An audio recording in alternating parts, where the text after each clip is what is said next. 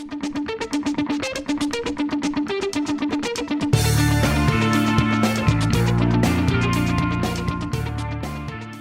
I recently pointed out in our top 10 hoaxes in the ERP industry, single ERP systems are largely overrated. I'm going to talk about what I mean by that and what some of the alternatives are here in today's video.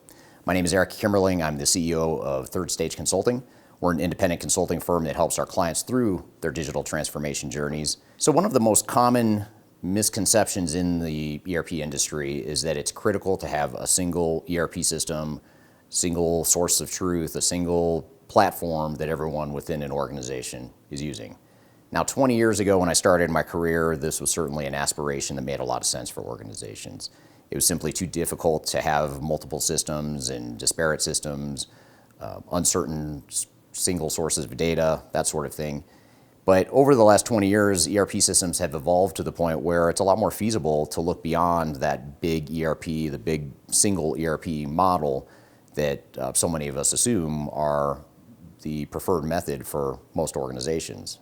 So while the ERP vendors and the system integrators may be pushing the single ERP model because it benefits them economically, I want to talk today about the reasons why you want to consider not going with a single ERP system. The first reason why single ERP systems are overrated is because they simply can't be everything to everyone. You look at products like Salesforce on the CRM side or Workday on the HCM side. These are best-of-breed solutions that have picked off certain functions or areas within enterprise software, and they've chosen to strategically try and be better than any single ERP system could be for those areas. And those are just two examples of ways that other vendors are proving that single ERP systems can't be everything to everyone. It can't meet every need that your organization might have, and it also can't meet the needs of organizations in general throughout the world. So when we look at the diverse needs of an organization, beginning with finance and inventory management and warehouse management and everything else that an organization might do, there's simply no way that a single ERP system is going to be able to strategically meet all the needs of an organization within those diverse areas. So that's the first thing, is it simply can't be everything to everyone. The second reason why you want to consider not going with a single ERP system is because the whole integrated module or integrated single system is largely overrated, and in many cases, they aren't fully integrated. The current systems just aren't fully integrated. And what I mean by that is if you look at a big, complex ERP system like an SAP S/4HANA or an Oracle ERP Cloud, Microsoft D365, whatever product it is, you look at these big products and they have different teams working on different modules and different sets of functions within the product. And when you go to implement the software, a lot of times it feels like you're deploying completely separate technologies. It may be on the same platform, it may have the same user interface, it may look and feel the same, but when it comes down to the brass tactics of actually implementing the solution, a lot of times it feels like different solutions, and you end up having to do a lot of integration work that you would have to do even if you were doing a best-of-breed model. So that's one thing to keep in mind as well, is that the whole concept of an integrated suite of solutions is largely a myth and something that can be overcome with some simple integration tools, which have advanced pretty significantly over the last several years. A third thing to think about, and this is probably the biggest one, is that the maturity of ERP systems right now, as we record this video, is lacking. There's a lot of cloud ERP systems that are new to the cloud. They're relatively new products, and these are the flagship products that big ERP vendors are promoting. So in those cases, they're leaving a lot of gaps and a lot of openings and a lot of functions that aren't being met by the ERP systems and the current functionality. Just to give you an example, we're working with several clients right now that are in the manufacturing and distribution space.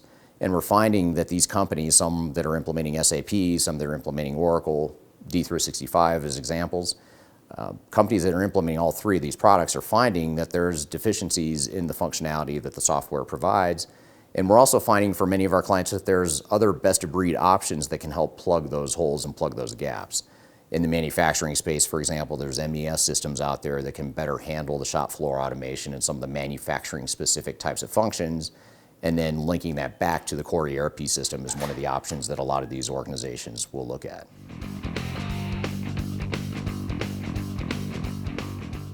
And then finally, there's a plethora of best-of-breed options out there nowadays. I mentioned 20 years ago, this wasn't very common to be thinking about a best-of-breed model, or at least it wasn't something that people viewed favorably. But nowadays, there's so many different options out there, so many different best-of-breed options that cover everything from HCM to CRM to financials, business intelligence, manufacturing execution systems, product lifecycle management, all these different systems with the low barriers to entry and SaaS and cloud delivery options that are really making it more appealing and easier for organizations and vendors to provide new software offerings. So that plethora of options makes that whole best-of-breed model more appealing, and the big single ERP system model or assumption a little less appealing than it might have been 10 or 20 years ago. Those are some of the reasons not to go with a single ERP system, or to at least consider something other than a single ERP system. But if you do go down the best-of-breed route and avoid the single ERP model, there are some risks to be aware of there as well. The first is to make sure you have a clear roadmap and you have a clear digital strategy for what is it you're going to be doing, how's this all going to tie together, what are the priorities, what's the sequencing of how we're going to roll out all these different technologies, and really just how do all the pieces of the puzzle fit together. That's one of the biggest things that we can recommend. And the second thing that is worth noting is with a best-of-breed model, it can oftentimes be easier to deploy more of an agile implementation approach. Now, I've put a video out recently that talks about how agile ERP is a bad idea, and I still think that it's a bad idea in many cases for large single integrated ERP systems. But if we're talking about best of breed, where we're talking about multiple systems and we're talking about different technology for the sales team versus what the HR team is going to be using, for example, there's opportunities here for us to pick off pieces of our organization and start to roll out technology on an incremental basis to get some early wins and momentum in a way we might not be able to if we were looking at a fully integrated single ERP system. So that whole agile implementation approach, and with the whole agile movement, really points to a best-of-breed approach being somewhat of an option for organizations. But it's also important to recognize that agile isn't a solution or a substitute for having a clear strategy for the entire enterprise. So while agile can be a strength and it plays well to the best-of-breed concept, we want to make sure too that we don't use that as an excuse to not have a clear overarching strategy and vision for how this all ties together. So I hope you found this information useful. I encourage you to reach out if you have questions or you'd like to brainstorm ideas on whether single ERP or best-of-breed is the right approach for you. I've included my contact information below, as well as some resources that might help you through your digital transformation journey, including our 2019 ERP report, which provides some good technology-agnostic best practices for you as you consider how you want to move forward with your digital transformation. I hope you found this information useful, and have a great day.